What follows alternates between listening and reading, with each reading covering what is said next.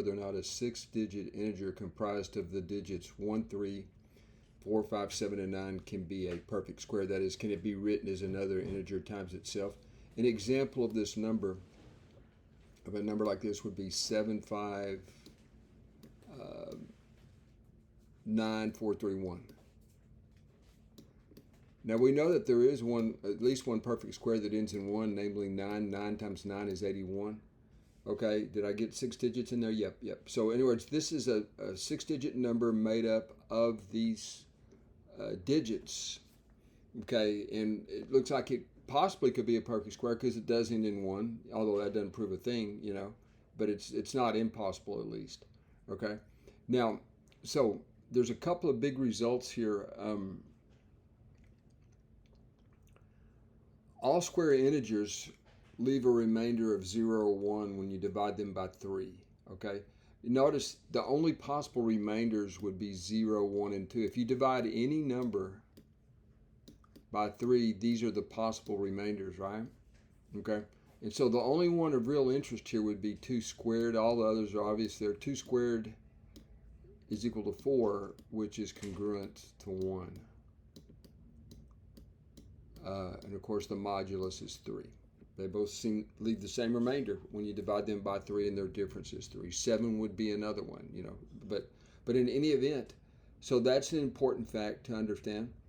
And then also, all integers are congruent to the sum of their digits modulo 3. Now, if you think about it, any decimal, any integer is integers multiplied by powers of 10, okay, summed together.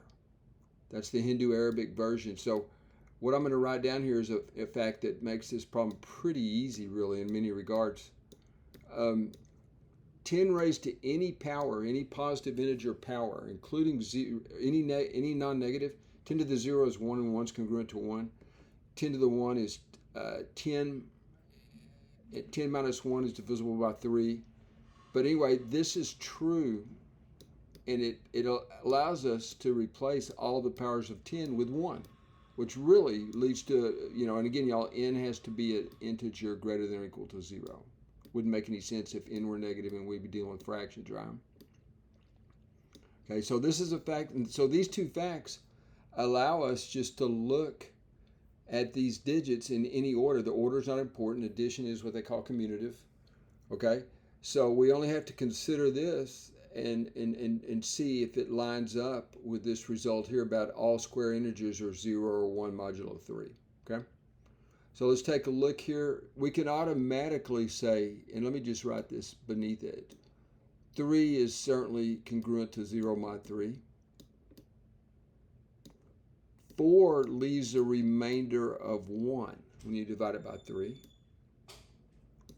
5 leaves a remainder of 2.